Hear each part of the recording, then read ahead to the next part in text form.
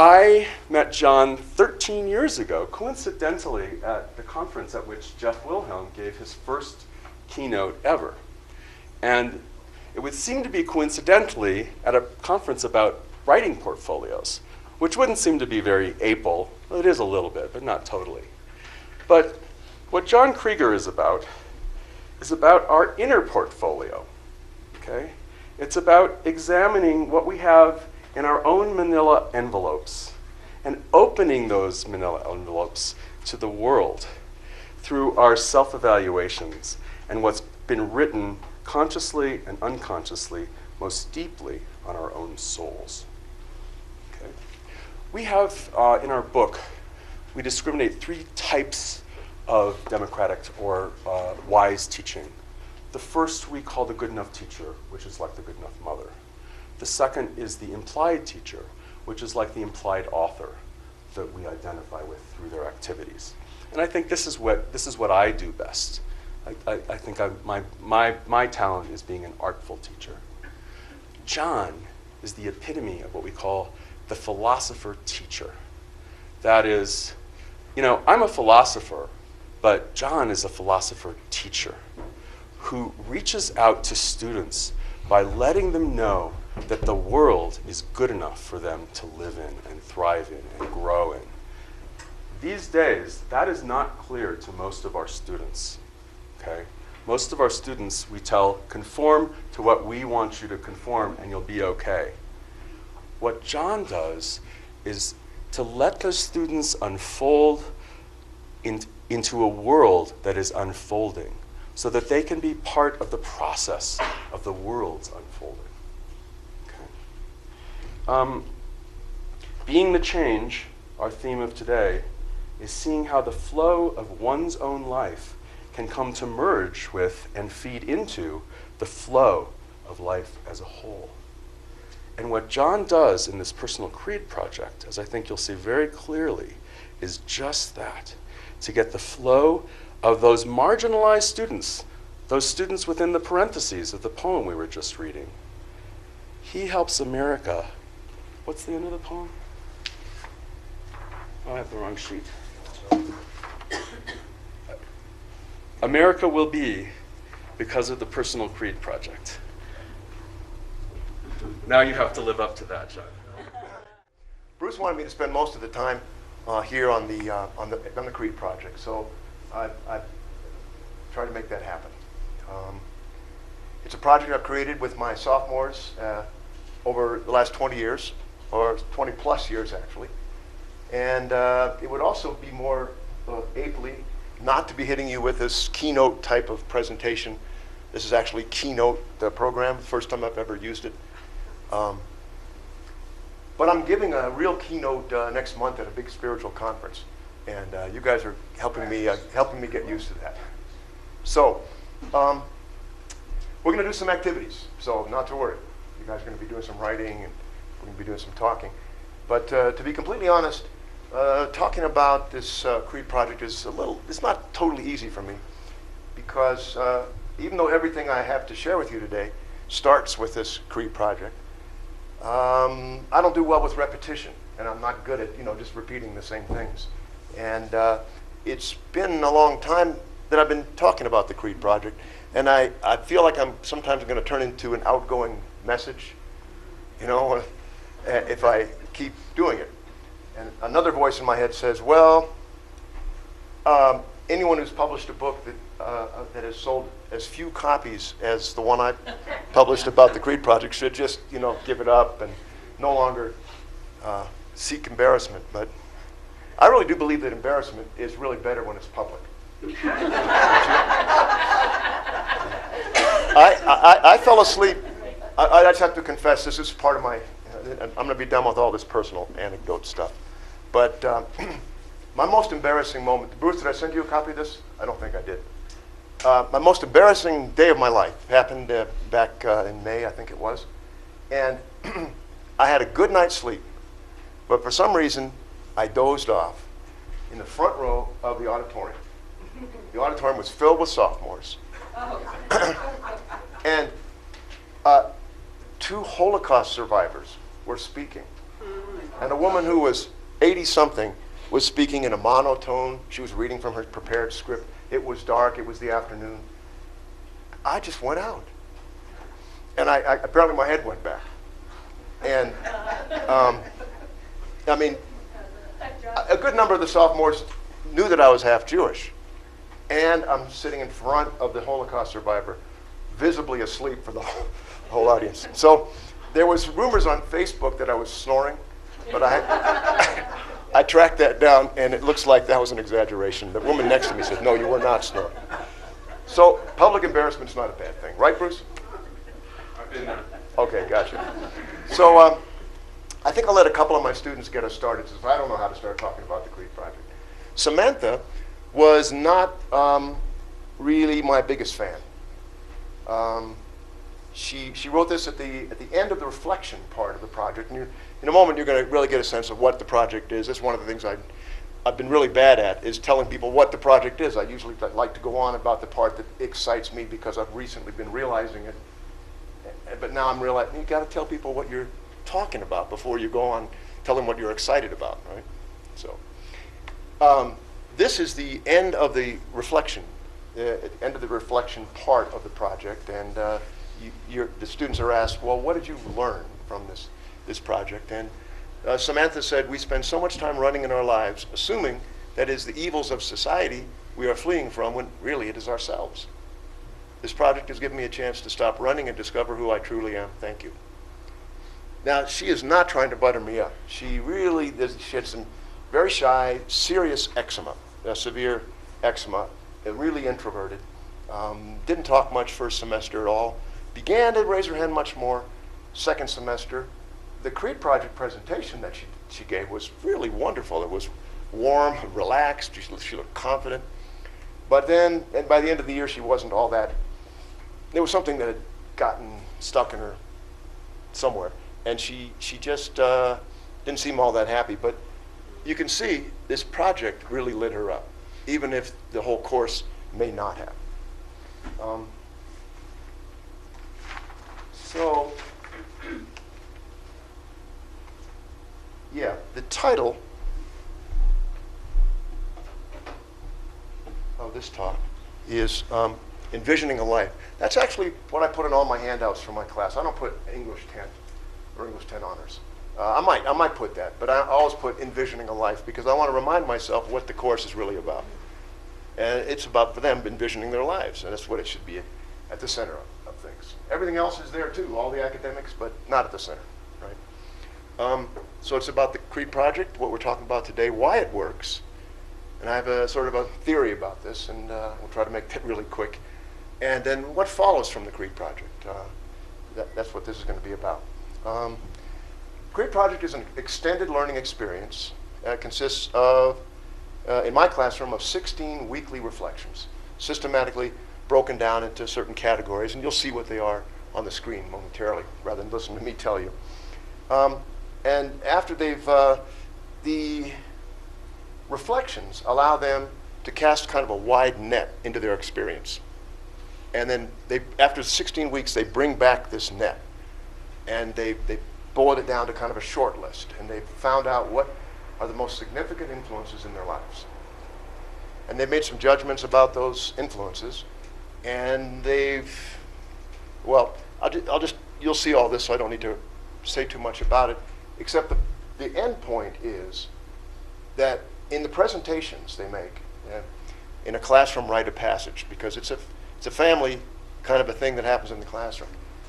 They say, each student stands up in front of their peers and classmates and says, these are the forces and the people that have most shaped me. First thing. Second thing is, this is what I stand for based on my reflections of these forces and people that have influenced me. It's what I stand for, what I value, what most matters to me.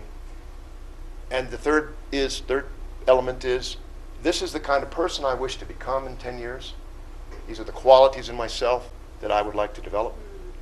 And the fourth thing is, this is how I might like to be serving others or helping others in that time, 10 years. So kind of like putting it out there a bit. There's a new optional element which is inspired by a book you'll see up here shortly. And that is my sense of purpose. Do I have a sense of purpose in my life? Now, I'm not saying that's one of the things they have to have at 15 or 16, but I'm suggesting that if you're beginning to feel that, talk about it, think about it, write about it. Okay? So, by the way, all sophomore English teachers at our school, except one at this point, is using the CREED project. So about 80-some% of our sophomores, or actually our students, at our school go through this project. And 3 members of our sophomore team started running the project their very first year they taught with us. One of them came to the school, Dara, came to the school because she saw the project. It was a link on the school website to my site, and she decided to come to work at the school because she was excited about the project. And she's now our department chair, so it's pretty cool. Right, the project weaves pretty easily into most secondary or college English courses. It's a weekly reflection that you can fit in with anything else you're doing, and then the 2 weeks of presentations, depending on your class size. It could be, I think some people squeeze, Bruce, you might have done it in a week, presentation, depending on your class size. So, here's the, Shabnam. I guess I've got the slides in a different order here. Let's just go with this. Shabnam said, I think this project makes it clear you'll actually be getting the same handouts the kids get. A packet of instructions for the reflections. And this is on the cover of that. I think this project made it clear for many students that they have a past, they have a present, and that they will have a future. It has gotten rid of the part of me that was unsure and skeptical about my future. And she wrote that at 15 or 16. And Shabnam, it was 3 years ago, I was reading portfolios at the end of the year. And I came across this in her portfolio. My quote-unquote research method is to read through my students' portfolios and their course evaluations and their CREED reflections, and just copy things that tell me something about their deeper learning experiences. And I try to copy things that are unlikely or less likely to have been written to please the teacher.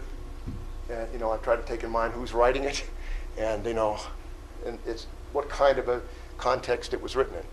And this sort of strikes me as pretty solidly sincere and genuine here. Shabnam, it took her 3 years later, this is 3 years later, she was successful in convincing her Afghan refugee parents to allow her to go to college. And she's now, I think, a sophomore at UC Davis. But I think this might have been instrumental in helping her make that push, because they really weren't that excited about their daughter going to college.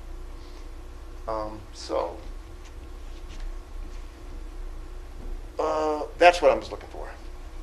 So I want to give you, this is the contents of the CREED project.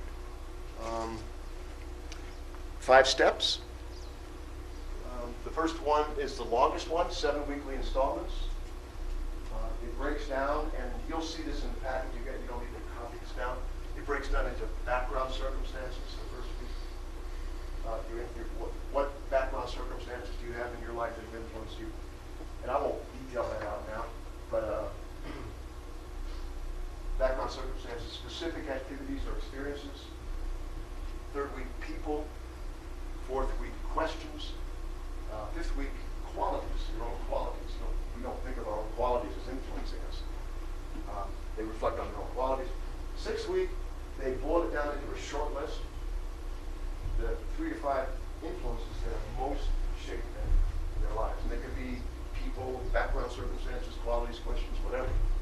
But the things that have been most influential in shaping them.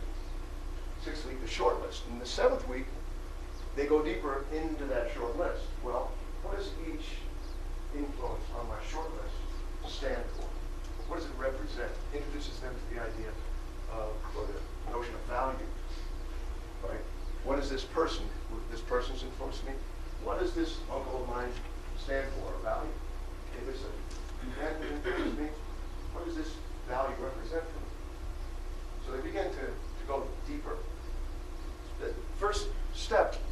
goes sequentially deeper, starts on the surface, goes deeper. I did not realize that until a student told me that that's the way it was designed. I didn't really think about that as we designed the project, or I designed it. So then at step 2, that's when they take a turn and they begin to judge their influences. Which one do I value the most? Which the least? And there's 3 weeks involved in that process. This step 3 is the center of the project. Step 3 is the actual creed. 3 weeks of writing exercises to help them get into that. And there's a little device that I created called a scatterbox. The scatterbox it's a box with large numbers of questions of all different kinds. And they just respond to the questions in the box that speak to them. Leave the rest behind. So they get a chance to try to crystallize their creeds in the 3rd step. 4th step's about critiquing their creeds. You say you stand for this? Okay. First thing they do is do some creative writing. They create an arch critic. Their arch critic stands for as nearly opposite what they stand for as possible. They write a description of the arch critic, body language, clothing. They write a dialogue with the arch critic. And then they write a letter from the arch critic to a mutual friend, backstabbing them. Right? And so they have to, in other words, they have to stand up to this onslaught from their arch critic. Right? There was a lawyer in the showers at the pool where I swim who gave me this idea. And so when I'm introducing this step 4, I never fail to tell the kids, yeah, well, I got this idea from this lawyer in the showers, and I know exactly that they're going to say, whoa, wait a minute, you were in the showers with another man? I set them up for that every year. So, and then the last part of step 4 is just evidence. What's the evidence? What's the hard evidence? Have you done anything that suggests that you really do stand for this? Do you think about something? Do you wonder? I mean, are you just making this up? Or do you really stand for this? So they have to really think about this. And they often go back and reflect and revise. They sometimes ask me, is it okay if we go back and change what we wrote before? Yeah, that's okay. You can do that. Because this is an ongoing, the gestation period is very important in this. 16 weeks is the longest writing assignment most of them have ever had. And so they go back and they revise. This gives you some idea of the flow of the project. The students hate my little arrows. I hope you like them better. I think they're sort of sweet.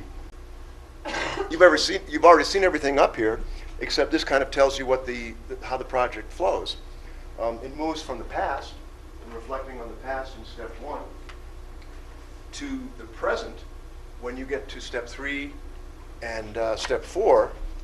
And then when it comes to the presentations, they're actually weaving together past, present, and future. And so after some coaching from Bruce and some reading of his book, I kind of, I realized that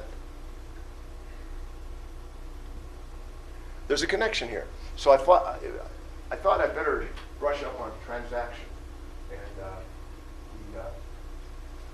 to get a sense of what's really meant by that. So when I Googled transaction and then what was it, evocative, the 3 connective and reflective, right? I Googled them and Bruce was the first name to come up. I mean, Cop knows how hard that is to get up there in the top of the Google window. I did nothing for that. Yeah, and so I was just trying to find out some stuff so I didn't look like a complete idiot up here.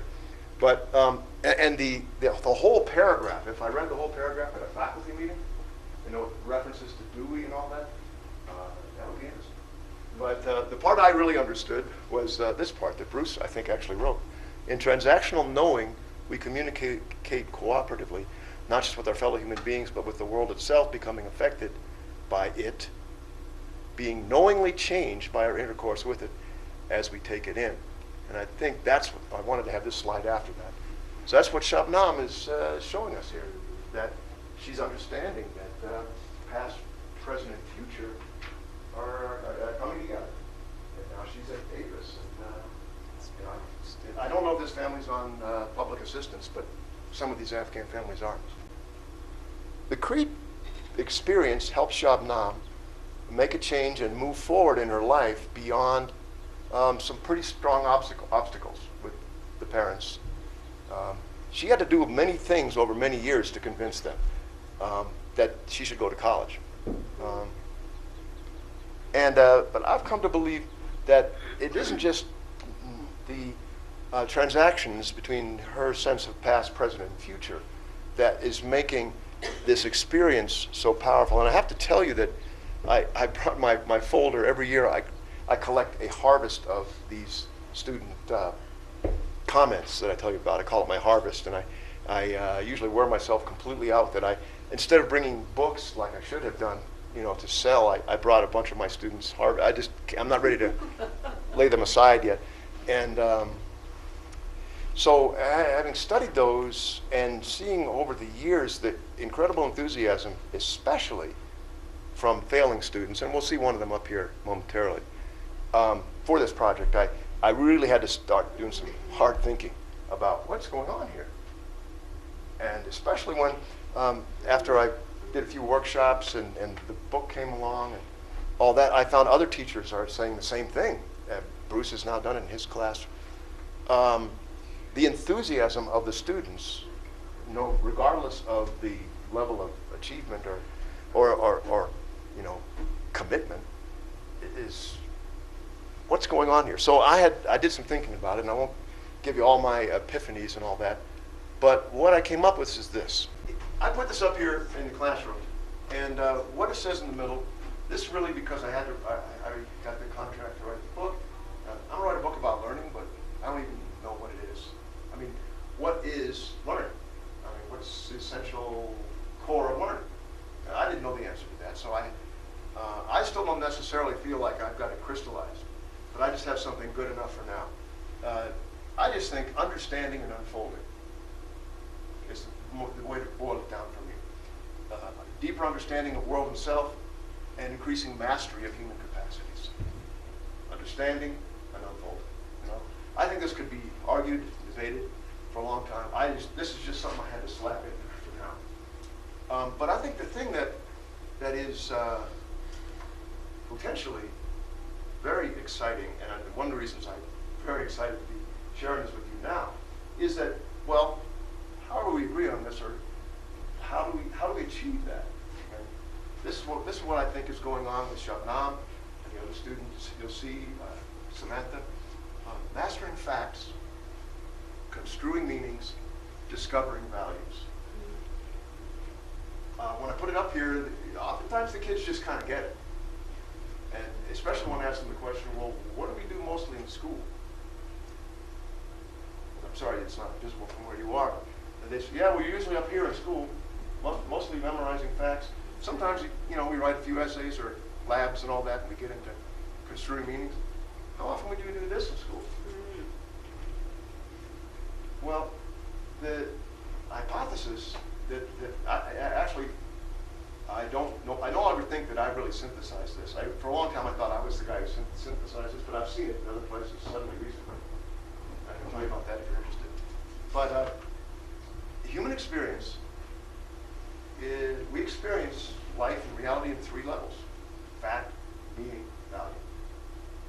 And if the way we learn is only up here and here, we have a misshapen connection with the universe. We're not there yet. We can't really be excited about learning facts until we have a sense of what we're about, who we are, how we fit. And the whole idea of differentiating meanings and values was a thing. I mean, it was a step. And so here, we got a whole, I call this the frontier. This to me is a frontier. Because down here we've got activities like the creed, which is all about, the kids call it the creed, all about discovering values. And here metacognition is about watching yourself think. And it actually could cover this whole, you could even cover over here, right? many activities were fine, but this is an interesting conversation to me, where learning activities, learning approaches, types of learning fit on this model. Last night in Bruce's in Scott's workshop, Bruce said the definition of a student in Latin is a person who exercises zeal, right? And so poor students can actually sometimes have a more accurate read on what's going on than obedient students who are focused on, dotting the I's and crossing the T's, etc. What Scott says is true of teachers too. Now that personally, I've never really been excited about teaching about language. I know this is heresy to say. But now that I feel really solid that the kids are coming out of my class with this stuff in good shape, feel like the standards are being met down here. I'm kidding when I say that. Now, this past year, we really got into sentence structure. I really felt good about it. We were modeling sentences with the writing project model, and the kids were really enjoying it because we had the central part. And by the way, this part is really the same as this belongs in the center, really. Okay, so you have some comments there. Marvin, for example. Marvin, the second one, I'm responding to Connie now. Marvin says he really had no idea who he was until this. He might have been exaggerating. There's a possibility that he's trying to impress me there. But yeah, Marvin's a great kid. I wish I had his Crete video, which reminds me we need to push ahead because I want you to see a Crete video. There's a new level of video familiarity with the kids this past year. And one of my former students, when I asked her about it, I said, what's up with this? They're coming up with these masterpieces. MacBook Pro, she told me. That's what it is. And you're going to see one shortly. So I want to push ahead here. Quickly, this is from a failing student. He failed first semester, and second semester the Creed might have been part of the reason why he came back and passed the class. He was very much of a main player in our study of Their Eyes Were Watching God. His ability to read and understand this really quite difficult text for sophomores, I was amazed. I was thinking, this guy's lost. And he has some second language issues, but he was more engaged, definitely. And I have a lot of, in my archives, I've got huge numbers of failing students who write statements that are pretty amazing. This one is another guy who wasn't on fire.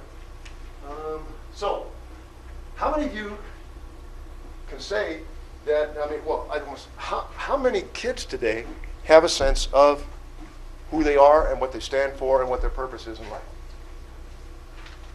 You think? Not many? Well, William Damon at Stanford wrote a book which I did not bring with me, actually. It's called The Path to Purpose. And it is, he finds that an extensive research study, and he finds that purposefulness among young people is the exception rather than the rule. And this is very solid research. This is what he comes up with. He divides young people from 12 to 22 into 4 categories. The first is purposeful. He finds 20%. You can read the criteria of the different categories up there. 20% of young people across the country, different contexts, are purposeful. The greatest number is the ones who are dabblers. I haven't really found anything purposeful yet, but they're trying on the way. 25% are dreamers, according to this criteria, and 25% are completely disengaged. And some of those are, they have dangerous, risky, antisocial behaviors. So Damon's book is about helping us to reverse that. And had we more time, we would do a thought log on this experience. And we have an activity that if we had more time, we would do a thought log. You would take some of his ideas and we would discuss them. So, thank you very much. And it's been a real pleasure to be able to share this stuff with you. I'll leave the screen up here while Bruce has something. I'm going to ask you to hold your applause for John because I'm going to actually continue with this presentation a little bit. Because in my recent teaching, it's centered on the Creed Project. And I'd like to read you a creed from student Carlos. Is maybe a lot more serious than the Disney one that you saw, just so you can get a picture of what this can do to somebody. And also to a classroom. I'll read you what happened in my classroom. Beep, beep, beep. That was the sound of the metal detector when a student walked through it as they were entering Roberto Clemente High School. Yes, they could take the guns and knives away when you went in, but they couldn't take away the violent and fear-filled thoughts from the minds of the students. My high school experience was a blur. I really do not remember doing any work. I never brought a book home. The teachers at the school never really cared about the students, and the students, all they did was fool around, fight, and smoke weed. A lot of people there, even some teachers, had that screw the world attitude. I'm writing the spiritual journey of mine because I would like to be able to give the next generation some advice on life and education through my experience and the similar experience of one other person, which was the book we read, Hope in the Unseen, an American Odyssey relevant to the theme of today. First, Cedric learned never to see himself as a failure, even when he did fail on the outside. Even with nightmares troubling him every night, he buckled down, did his work, and showed improvement. And then I'm going to skip a little bit. Don't be so hard on yourself. A lot of the material is new. Just keep at it. It will get easier. A friend once talked to me about metamorphosis, that we can change from one kind of thing into a totally different kind of thing, like a caterpillar turns into a butterfly. That's what I'm trying to do with myself right now. But I think I'll only be successful if I learn somehow to take the bad luck that often gets thrown my way into chances to become stronger, instead of plunging myself into weakness, shame, and insecurity. I have my test scheduled for me at school this week, but I also have life tests I need to schedule for myself. I need to move out of my old apartment, be honest with my lover about what's happening, and schedule time to study, read, and write while all this is going on. Only time will tell. And then the 9th chapter. I put right at the center of this chapter, called The History and Possible Future of Wisdom, I put the Personal Creed Project at the heart of this chapter. So I'd like to read you a little bit from there too. Page. The book we read was Hope in the Unseen by Ron Suskind, and it's the story of an American Odyssey, a kid who moves from the inner city of Washington, D.C. to MIT and Brown, and all the struggles, psychological struggles that entails, as well as sociological struggles. Suskind has another book called The Way of the World, in which he tries to map the psychological path of democracy beyond the fear of 9/11. So I'm going to preface what I say about John. You can't hear me? Yeah, you're looking down. Okay. Well, let me read from Suskind. In its report about the September 11 attacks, the 9/11 Commission blamed U.S. leaders for a failure of imagination. Now it's a lack of imagination again that is America's greatest vulnerability. A lack of imagination about what the nation might yet become. Get the metamorphosis theme here? The American story is not about the privileged defending what they have with mighty armies or earnest self-regard. It's about common people coming to the shores of a vast, challenging place, discovering their truest potential and recreating over and over a new world. That's why people across the erupting planet want us to tell that story and help them tell it too. Now, I think this personal creed is integral to this larger story. And I think you can get an image of that from what happened in my classroom when I taught the creed and they shared the creed with one another in a circle just like this one. Okay. The subtitle of John's book is significant. Teaching the universe of meaning. Get the philosopher-teacher thing? Teaching the universe of meaning in and beyond the classroom. And there's, of course, an allusion here to James Moffat teaching the universe of discourse. And John received the 2001 Moffat Award from NCTE. The message here is that by learning to take oneself and one's fellows seriously, a whole universe of meaning is opened, centering on one's own life, but unselfishly so, as the development of meaning depends on how well we are able to share our stories and take others in, as Susskind urged us to do. Over the week of Creed presentations that took place in my class, and let me introduce another theme here. There's a famous saying of Emerson, "Let us treat the people as if they were real." Perhaps they are, you know. Well, we don't really treat students as if they're real people. We treat them as if they're test scores. We treat them as we want them to meet our standards, and we have nothing to do with them as people. Over the week of Creed presentations that took place in my class, the students, one by one, became real to one another in ways many of them never suspected they could before. By hearing not just one another's opinions or feelings, but one another's life journeys, one of the themes of Rupert's talk last night, coherent accounts of both struggles and hopes, they were able to take in one another's lives as living aesthetic wholes. An aesthetic not beautiful, but more about feeling wholes. Cedric Jennings' American Odyssey served as the initial model, the text we were reading throughout the term, for someone who successfully underwent an important personal metamorphosis. But seeing one another in the midst of their own metamorphoses changes, took what they had experienced through the book to another level. They became witnesses to one another's humanity in the midst of the search for wholeness.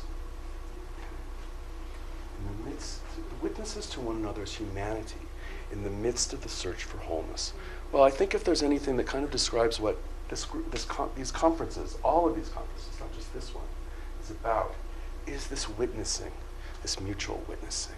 That's why I've made that special activity for the closing ceremony tonight. So I think that we owe John a huge round of applause for this work.